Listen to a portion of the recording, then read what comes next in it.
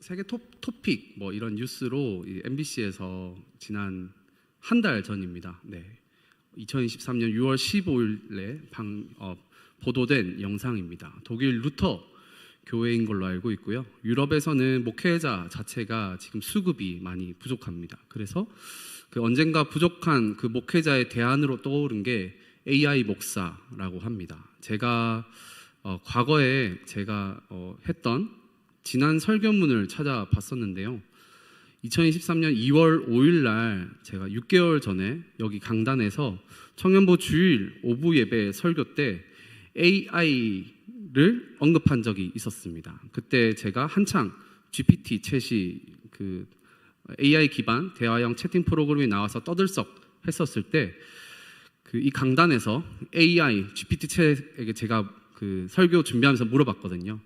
기도문 하나 써줘 하니까 채팅 치니까 기도문을 쫙 GPT 챗이 써주더라고요. 그것을 제가 이 설교단에서 그 GPT 챗이 써준 기도문을 청년들에게 읽어줬었습니다. 그때 제 마음속으로 들었던 생각이 10년 뒤, 20년 뒤에 설마 AI 목사가 등장해서 기도가 아니라 설교를 할 때가 올지도 모르겠다라는 생각이 들었습니다. 불과 올해 제가 설교를 2월 달에 그 기도문을 청년들에게 읽어줬는데요. 4, 5개월 뒤 뉴스에 독일 바이에른에서 이처럼 AI 목사의 AI 설교가 등장한 것입니다. 또 이렇게 떠들썩 하다가 잠잠해질 수도 있고요. 윤리 도덕적인 영역의 한계에 부딪혀 사그라들 수도 있을 것입니다. 지금의 현실은 우리의 가능성과 상상했던 영역들이 이 관념과 생각의 영역에만 그치는 것이 아니라 이 생각한 것의 실현이 보다 더 빠르게 이루어져가는 세상이 지금이지 않을까라는 생각이 듭니다. 그렇다면 이 급변하는 세상 속에서 함께 공멸할 수도 있고 함께 공존할 수도 있는 이 세상 속에서 주님의 재림도 그렇지 않을까라는 생각이 들었습니다. 데살로니가전서 5장 1절 3절 말씀에 형제들아 때와 시기에 관하여는 너희에게 쓸 것이 없음은 주의 날이 밤에 도둑같이 이를 줄을 너희 자신이 자세히 알기 때문이라.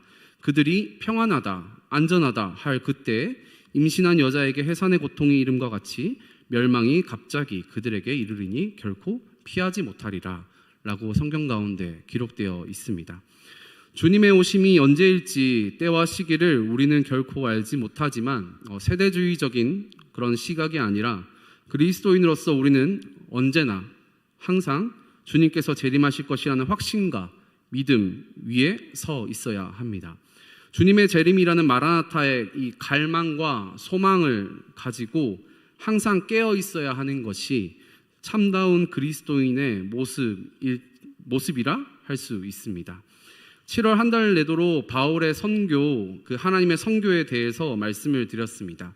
데살로니가부터 시작해서 베레아, 지난주에 아덴, 그리고 오늘 고린도까지 그 2차 선교 여행을 쭉 함께 우리가 살펴보았는데요. 그 여러 가지 책 중에 삼위 하나님과 함께 사랑하라, 살아가라, 그리고 선교하라 라는 책이 있습니다. 삼위 하나님과 함께 사랑하라, 살아가라, 그리고 선교하라. 그 책에서 선교를 이렇게 정의합니다. 선교하러 나가는 일 그 자체는 1차적인 것이 아니다. 선교하러 나가는 그 일 자체가 1차적인 것이 아니다. 그것은 2차적이다. 나는 다른 무엇보다 당신이 하나님을 사랑하여 당신의 선교가 다름 아닌 바로 당신이 사랑하는 이에 대해 세상에 이야기하는 것이기를 바란다. 하나님의 선교를 하러 가는 것은 그분의 아름다움에 사로잡혀 그분에 대해 이야기하는 것이다. 이렇게 정의합니다.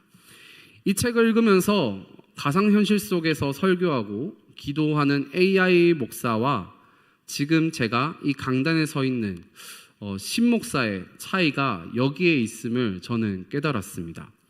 화면 이 안에 있는 AI 목사와 지금 본문에 선교하는 바울의 차이점도 있는데요. 똑같이 보이스로 전달하는 내용일지도 몰라도 바울은 저는 사랑하는 사람, 사랑하는 존재가 있다라는 것입니다. 하나님의 아름다움에 사로잡혔다, 그리고 사로잡히고 있다라는 경험의 차이가 AI와 저의 차이겠죠. 바로 이 부분으로 귀결된다라는 것을 깨달았습니다. 모쪼록 우리의 삶의 모든 선교, 그리고 사역, 봉사 이전에 이 예배의 자리에서 주님의 자녀로서 그리스도의 사랑과 이 사로잡힘을 이의 이야기를 먼저 경험하시는 모든 대덕한빛교회 성도님들 되시길 바랍니다. 7월달 내 지역 이 바울이 했던 선교의 공통점과 차이점도 설명할 수 있는데요. 첫 번째로 이 바울이 이 내 지역을 거쳐가면서 선교의 지역을 도착하면 항상 했던 공통점이 말씀드렸습니다. 회당에 먼저 도착했다라는 것입니다. 그런데 이 회당과 동시에 대비하여 설명하는 바울을 직접 돕는 가정교회, 집, 오이코스가 있었습니다. 빌립보에서는 루디아의 집, 데살로니가에서는 야손의 집, 고린도 지역에서는 오늘 스데바나의 집이 등장합니다. 그리고 바울과 함께 동역했던 수많은 동역자들이 항상 함께 있었는데요. 사도행전의 수많은 선교의 기록들이 많은 부분이 이 바울이라는 주인공, 인물을 중심으로 서술하고 있지만 그와 동행하고 동역했던 수많은 동역자들이 이 집, 가정으로부터 초대교회가 형성됩니다.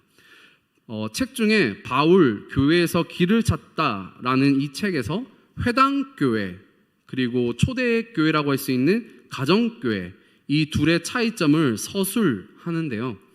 회당교회는 전통교회이고 가정교회는 선교적 교회라고 설명합니다. 차이점을 두세 개 이렇게 이야기하는데 그 중에 하나만 읽어드리겠습니다. 전통교회로서 회당은 사람들을 끌어모으는 교회다. 교회가 주민들에게 예배, 행사, 이벤트를 제공해서 사람들을 교회로 들어오게 하는데 초점을 둔다. 예를 들어 교회가 부활절이나 크리스마스와 같은 특별 행사로 사람들을 모으는 것이다. 이를 위해 교회는 전단지, 신문, 대중매체에 많은 돈을 투자하는데 혈안이다. 회당은 마치 전통적 교회의 모습을 그대로 지니고 있다. 이방인들이 회당의 신자가 되어 율법을 지킴으로 거룩한 백성이 된다는 것을 홍보해왔기 때문이다. 이렇게 적혀져 있습니다.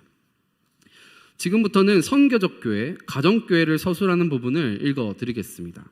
회당교회가 끌어모으는 교회라면 선교적 교회, 가정교회는 밖으로 나가는 교회라고 정의합니다. 성도들이 자신이 살고 있는 마을, 직장, 상점 등으로 들어가 삶으로 그리스도의 모습을 보여 세상 사람들로 하여금 예수님을 영접하도록 하는데 헌신적이다. 선교적 신자는 전통적 신자처럼 프로그램을 믿기로 해서 사람들을 교회 안으로 끌어모으는 자가 아니라 스스로 마을 선교사가 되어 주변 사람들에게 선한 영향력을 끼치는 자를 말한다 라고 정의합니다. 우리의 선교와 사역은 어떠하십니까? 이러한 사랑과 은혜의 경험으로 밖으로 나가는 교회가 되어야 되지 않을까요? 좀 더 지역사회를 품고 지역사회의 마을을 섬기고 대덕한빛교회가 지역사회에 어떤 그리스도의 가치, 안식처, 기쁨과 사랑을 제공할지를 고민하는 것이 우선순위의 첫 번째가 되어야 될 것입니다. 오늘 고린도에서 사역하는 바울과 동역하는 초대 가정교회 사람들의 모습 속에 우리가 어떤 선교적 교회로 나아갈지 깊은 해안을 경험하시는 시간 되시길 바랍니다. 오늘 1절 말씀에 아리오바고에서 선포했던 바울이 이제 아덴에서 고린도로 떠났습니다. 마게도니아의 주 도시가 데살로니가라는 것을 말씀드렸고요. 고린도는 이제 마게도니아가 위의 지방이라면은 밑에 아게해 지방, 아가야 지방에 통치하는 총독이 거하는 주 도시가 오늘 나온 고린도입니다. 그 시대 당시 도시의 위상과 영향력이 이 고린도는 어마어마했습니다. 지난 시간 이제 구도시로서 문화적, 철학적, 정치적 그 베이스 속에서의 최고의 위상을 가진 도시가 아덴이라면 오늘 신도시 고린도는 이제 뜨는 해와 같은 도시가 고린도입니다. 경제적으로 인구적으로 많은 젊은이들이 오가고 많은 돈이 오가는 도시가 고린도라고 할 수 있습니다. 고린도라는 도시 동쪽과 북쪽 끝에 하나씩 항구가 있었는데요. 바다의 서쪽과 동쪽 양면 둘 다를 갖춘 도시가 고린도였습니다. 마치 모래시계를 보시면 위에가 이렇게 넓혀져 있고 밑에가 넓혀져 있고 이렇게 가운데가 모아져 있지 않습니까? 고린도를 상상해 봤을 때 모래시계를 눕혀놓은 모습이지 않을까라는 생각이 들었습니다. 그래서 그 모래시계를 눕혔을 때 가운데 위치하는 것이 고린도 지역이고 그 고린도 가운데를 양쪽을 이렇게 퍼져나가는 그 모습을 상상해 보시면 좋을 것 같습니다. 고린도 동쪽 7km만 가면은 갱그레아라는 항이 있고 북쪽으로 3km만 가면은 레가이온 항이 있었습니다. 동쪽 이 갱그레아 항에서 튀르키예로 가는 소아시아로 뻗어나가는 해상 교역로가 이제 펼쳐지는 것이고 서쪽으로 이 북쪽 항구를 통하여서 이탈리아, 로마로 가는 이어지는 해상 상인들의 교역, 중간 브릿지 역할을 할 수 있는 노른자 땅이라고 할 수 있는 것이 고린도입니다. 고린도 도시 가운데 575m 정도 산이 있었는데요.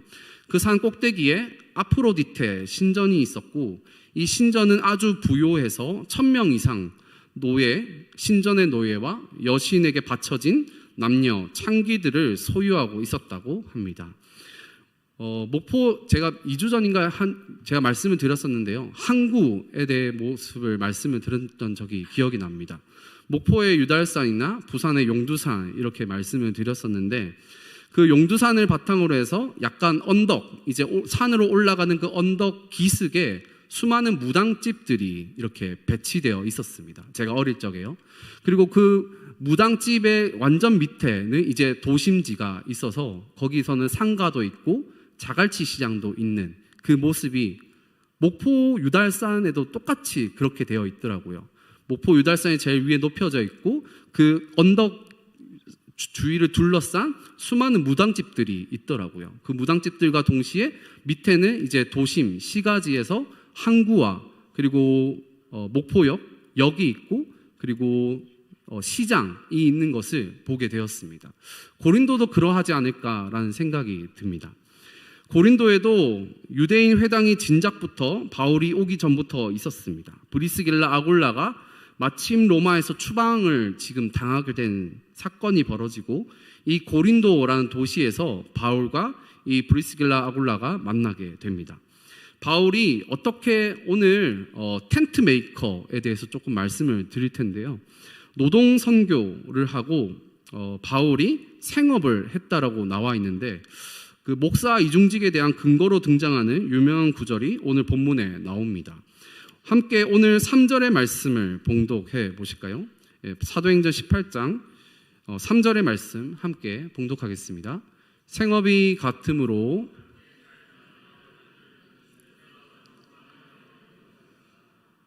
바울은 고린도에서 직접 생업, 경제활동을 했습니다. 하나님의 말씀을 4절에 보시면 회당에서 안식일마다 강론하고 권면하는 것과 동시에 생업을 했다라고 적혀져 있습니다. 그래서 바울을 이 구절을 통해서 텐트 메이커다라고 많이 표현하는데요. 텐트 메이커라고 한다면 어떤 이미지가 떠오르시나요? 지금의 텐트라고 한다면 레저나 휴가 때 캠핑에서 쓰는 그 텐트를 많이 상상하실 겁니다. 우리의 상상과 그 로마 시대 당시에 이 구매 수요는 좀 다릅니다. 그때 당시에 천막 텐트라고 한다면 대부분 그 수요 사고자 하는 사람들은 대부분 군인들입니다. 군대에서 천막을 사용하는 것이죠. 가족용 이 레저의 텐트가 아니라 군인들이 전쟁 시에 사용하는 막사를 상상하시는 편이 좋습니다. 지금으로 보자면 몽골 텐트에 덮는 덮개 천을 만드는 사람이 바울이라 생각하시면 무방합니다. 이러한 막사를 설치하는데 필요한 천막, 이 천을 짜고 재단하고 만드는 직업이 바울의 업이었습니다. 그렇다면 바울은 선교하면서 이 업을 가지고 계속 경제적인 활동을 했을까요? 고린도에서 선교한 기간이 11절, 오늘 마지막 절을 보시면 1년 6개월이다 라고 적혀져 있고요. 성경에 자세히 살펴보면 마게도니아 지방의 데살로니가 그리고 에게 이곳 고린도에서 중노동으로 생계를 유지하며 무료로 복음을 전했다라고 우리는 알 수 있습니다. 그렇다면 예수님께서는 어떻게 복음을 전하라고 말씀하셨을까요? 생업을 같이 진행하면서 복음을 전해라고 말씀하셨을까요? 마태복음 10장 9절 10절 말씀에 예수님께서 제자들을 둘씩 파송하며 보내시면서 이렇게 복음을 전하는 것에 대한 디렉션, 설명을 하십니다. 너희 전대에 금이나 은이나 동을 가지지 말고 여행을 위하여 배낭이나 두버롯이나 지팡이를 가지지 말라. 이는 일꾼이 자기의 먹을 것을 받는 것이 마땅함이라 라고 예수님께서 제자들에게 말씀하십니다. 어떤 뉘앙스가 느껴지시나요? 12 제자들을 파송하시면서 그들에게 예수님이 경제적으로 노동을 해라는 의도와 느낌이 문맥 속에 보이시나요? 저에게는 그러한 의도와 방향으로 생각되지 않습니다. 그렇다면 이러한 바울의 이 경제적인 업을 가진 선교, 그러면 예수님께서 말씀하신 은이나 금을 가지지 말라라는 이 복음 전함을 우리는 어떻게 받아들여야 할까요? 로마 시대 바울이 경험한 이 마게도냐, 에게해 지역의 많은 부유한 항구 도시에서는 아덴 때 제가 말씀을 드렸는데 스토아 그리고 냉소주의 철학자들 키니코스 학파라고 제가 말씀드렸습니다. 이러한 철학자들이 많이 오고 다녔습니다. 그들의 삶의 지혜 그리고 성공적인 삶의 방식을 가르쳐준다고 이 아고라의 사람들을 모아서 이 아고라 광장에서 모금 행각을 했던 것이죠. 삶의 지혜를 선포하겠습니다. 이러한 삶이 정말 복된 삶입니다. 지혜로운 삶입니다. 라고 얘기하면서 그 얘기한 것에 의한 경제적인 보상을 이 철학자들이 받았는 것이 관례였습니다. 바울 역시 이러한 도시에서 구원의 복음을 선포한다고 주장하며 모금을 하고 수입을 모았다면 그 도시 주민들에게 또 한 명의 스토아 철학자나 냉소주의 철학자들 중에 한 명으로밖에 보이지 않았을 것입니다. 복음이라는 것도 영주주의나 스토아 철학 중에 하나로밖에 보이지 않았을 것입니다. 이러한 오해를 받지 않기 위해서 바울은 차별화한 것입니다. 복음과 철학에 이 차별이 있다라는 것이죠. 바울의 관심은 돈을 버냐, 돈을 벌지 않느냐, 어떻게 먹고 살아가냐 하는 것에 있는 것이 아니라 바울의 초점, 관점은 이 복음을 어떻게 해서든지 철학과는 다른, 삶의 지혜와는 인간적인 땅의 학문과는 다른 차별성의 하늘의 이 복음을 수많은 사람들에게, 헬라 사람들에게 설명하기 위함이었습니다. 예수님 역시 마찬가지입니다. 제자들에게 다른 사람들의 물질적인 지원을 받고 복음을 전하라는 것은 제자들에게 좀 더 그 유대 땅 안에서 생계를 걱정하지 말고 생계의 문제를 해결하기 위해 이런저런 일을 하느라 시간 낭비하지 말고 오로지 복음 선포에 집중하라는 의미로 이렇게 돈이나 전대를 차지 말라라고 한 것입니다. 예수님이나 바울이나 중요한 것은 살든지 죽든지 주를 위해 생각하는 복음 전도자의 모습을 우리는 여기서 알 수 있는 것이죠. 그러고 나서 바울은 1년 반 동안 고린도에서 생업에 매달렸을까요? 전혀 그렇지 않습니다. 5절 말씀 함께 봉독하실까요? 18장 5절 말씀 함께 봉독하겠습니다. 실라와 디모데가 마게도니아로부터 내려오매 바울이 하나님의 말씀에 붙잡혀 유대인들에게 예수는 그리스도라 밝히 증언하니. 아덴에서부터 실라와 디모데가 내려오길 오매불망 기다리고 있었던 바울은 이제야 고린도에서 이 실라와 디모데를 만나게 됩니다. 실라와 디모데가 내려오자마자 학자들은 다시 이들이 북쪽으로 자들이 세운 가정교회를 향해 바울이 돌려보냈다라고 보고 있고요. 어쨌든 이 5절의 말씀을 개역개정으로 좀 보시면 실라와 디모데가 마게도냐로부터 내려오매 이 부분과 바울이 하나님의 말씀에 붙잡혀 이 부분이 뭔가 연계되어 있거나 서로 인과관계로서 영향을 주는 것과 같은 문장처럼 보이기에는 좀 약해 보입니다. 제가 이 5절의 말씀을 다른 번역본으로 읽어드리겠습니다.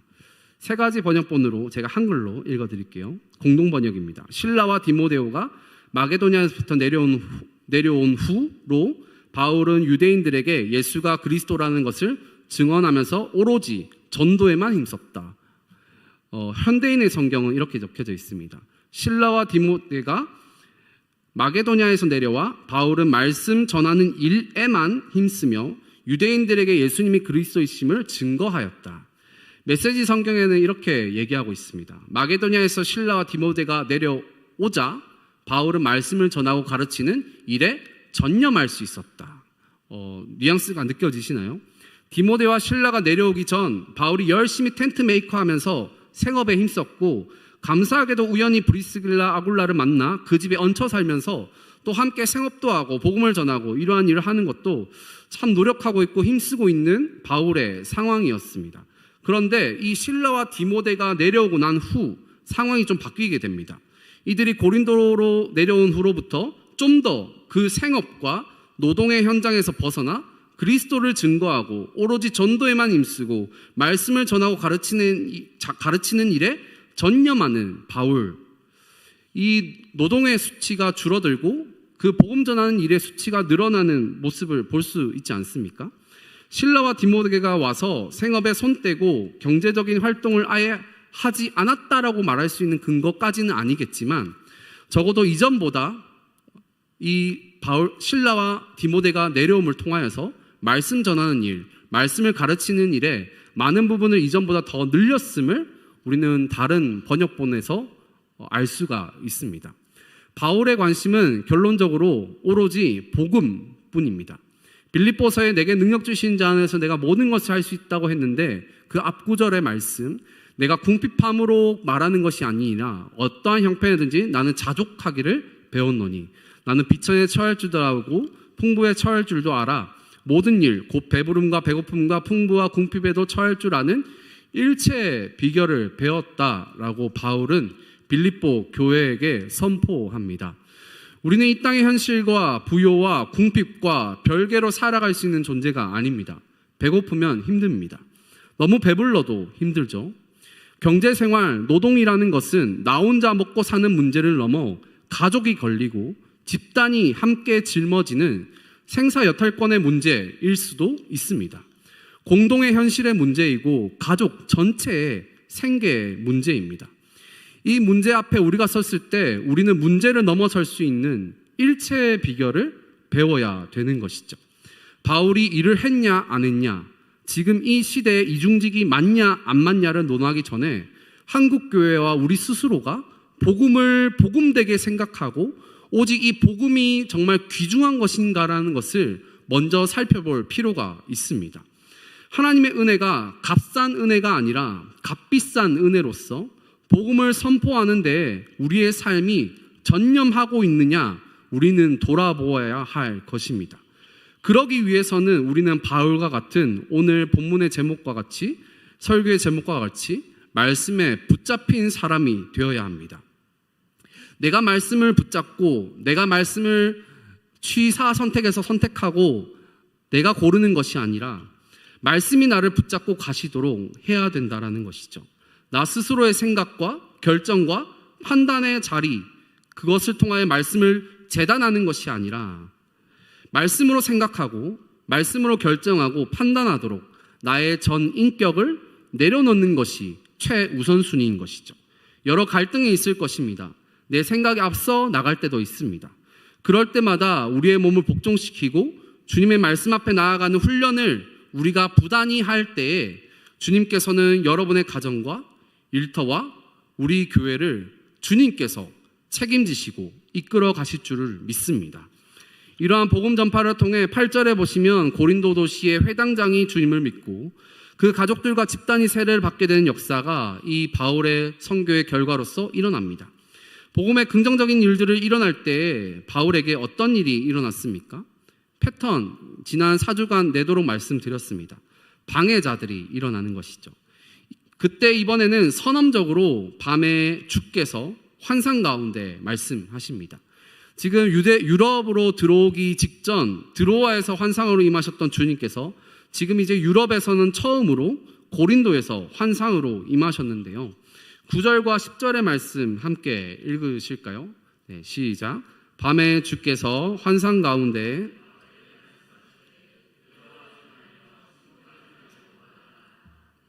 내가 너와 함께 있음에 너를 대적하여 해롭게 할 자가 없을 것이니 이 성중에 내 백성이 많음이라 하시더라. 아멘. 하나님께서 바울에게 위로의 말씀을 전하십니다. 지금 바울은 빌립보에서부터 유대인 트라우마가 있었습니다. 조금만 하나님의 말씀을 회당에서 전하면 유대인들이 바울을 죽이려고 하고 바울이 감옥에 갇히고 마는 극심한 어려움을 경험했습니다. 초기 교회 선교에서 말씀의 전함을 통해 두려움이나 위해를 감당하는 일이 바로 따라오고 고난을 동반해야 하는 상황이라는 것입니다. 직접적인 폭력을 감당해야 하고 그 폭력을 통해 공포가 생기고 그 공포 속에서 선포자가 주님의 말씀을 전해야 되는 사람이 침묵을 강요하는 상황에 이릅니다. 그 상황 속에서 하나님께서는 바울에게 말해라, 잠잠해 있지 말아라 라는 공포와 대적을 이기는 방도, 해결책을 환상 중에 제시하십니다. 여기서 제가 개인적으로 경험했던 환상, 꿈에 대한 말씀을 잠깐 드리고자 합니다.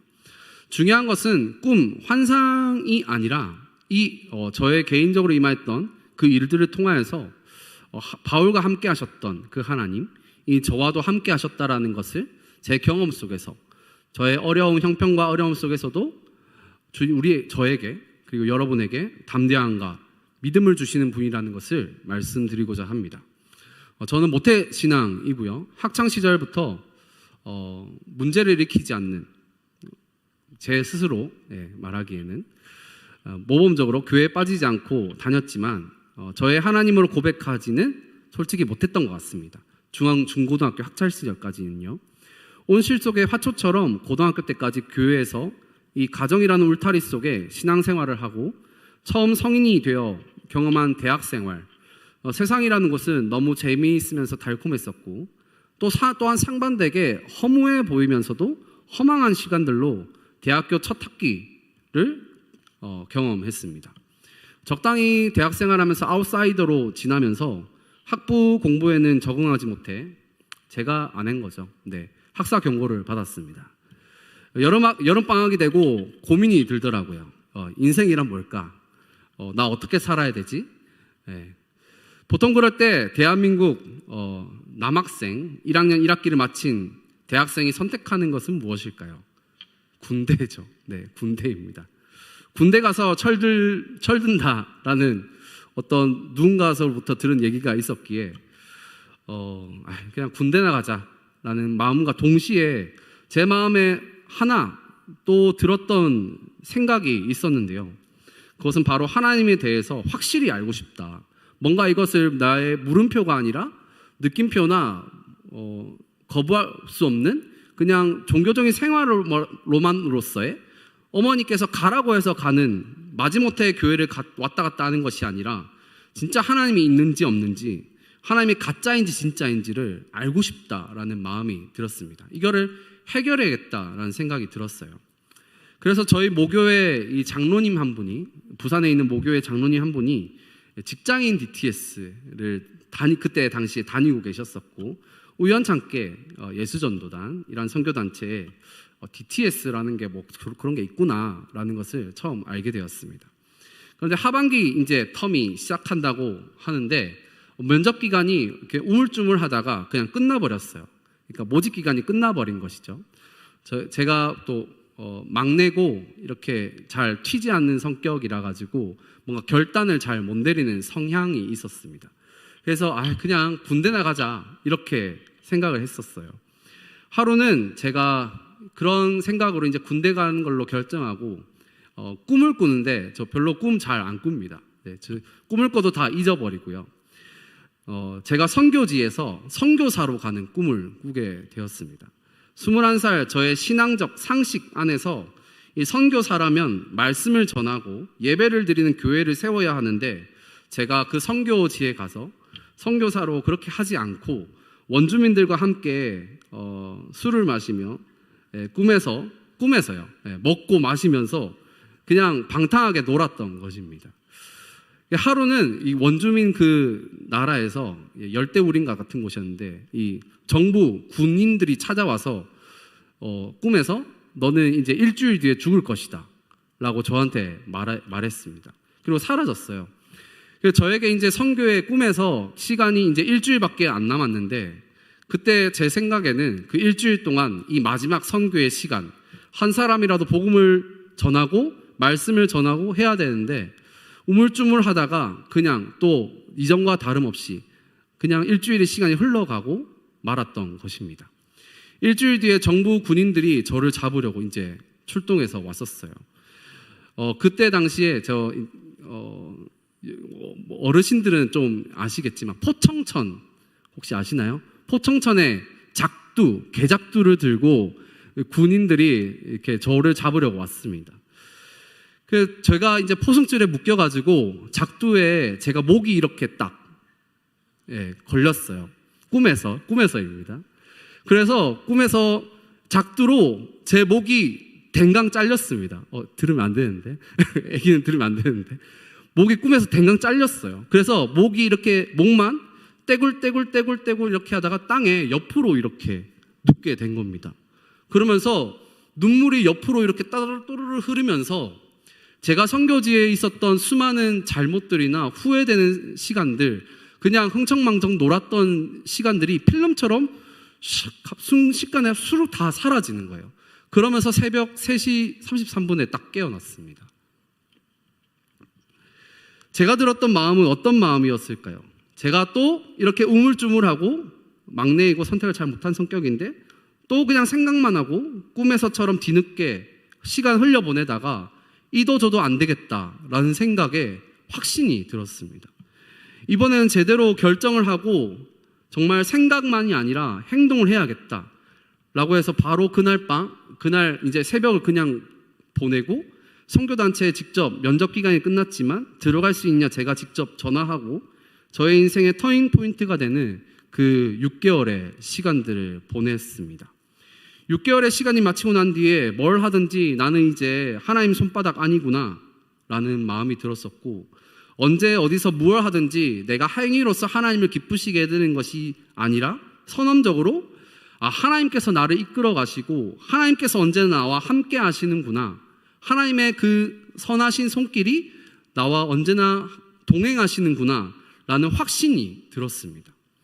어떤 직업이나 어떤 사람을 만날지 21살이 뭘 알겠습니까? 하지만 그때 당시에 제 평생에 하나님의 말씀을 어떤 직을 갖든지 업을 갖든지 이 하나님의 말씀을 전하고 하나님과 함께하는 이 예배 자리가 가장 소중하고 귀하구나라는 것을 깨닫는 시간들이 그때부터 시작이었습니다. 바울은 사도행전에서 마게도냐로 들어가기 전 드루아에서 환상을 봅니다. 그리고 그 다음 이 고린도에서 하나님의 음성을, 하나님께서 주신 환상을 이 밤에 보여주십니다. 하나님께서는 바울의 여정 가운데 이 처음과 나중으로 늘 돌보시고 함께 하시는 하나님이었습니다. 앞서 행하시고 앞서 걱정하시며 가장 좋은 길, 선한 길로 인도하시는 분이 바울의 하나님이요, 저의 하나님이요, 여러분들의 하나님이십니다. 그러한 하나님이 여러분의 하나님이시고 또 저의 하나님이시고 지금만 하나님인 것이 아니라 우리가 주님 만날 그날까지 우리 안에서의 참 선하신 하나님이시기를 주님의 이름으로 축복합니다. 평생에 살아갈 동안에 이 임마누엘 되시는 하나님과 늘 함께 하시며 진리 안에서 진짜 종교인이 아니라 신앙인으로서 주님의 자녀로서 참 자유를 경험하시기를 바랍니다. 말씀에 붙잡힌 인생이 모두 되시고 부할 때나 가난할 때나 자족하고 일체의 비결을 경험하여 주님의 말씀을 선포하는 것이 우리 인생의 가장 복된 인생인 것을 깨닫고 그대로 살아가시는 우리 사랑하는 대덕한빛교회 성도님 되시길 주님의 이름으로 축복합니다. 함께 기도드리겠습니다. 주님 아버지 감사합니다. 우리를 주님의 말씀으로 붙잡아 주심에 감사합니다. 이 무지하고 연약하고 부족한 한 사람 한 사람을 이 약할 때 강함 되시는 주님을 만나게 하여 주심에 감사합니다. 이 험악한 세월 속에, 세상 속에 이 진리가 무엇인지 혼미하게 만들고 어렵게 만드는 이 현실 속에서 그 말씀에 붙잡힌 모든 성도님들 되게 하여 주시옵소서. 감사드리며 이 모든 말씀 예수 그리스도 이름으로 기도드립니다. 아멘.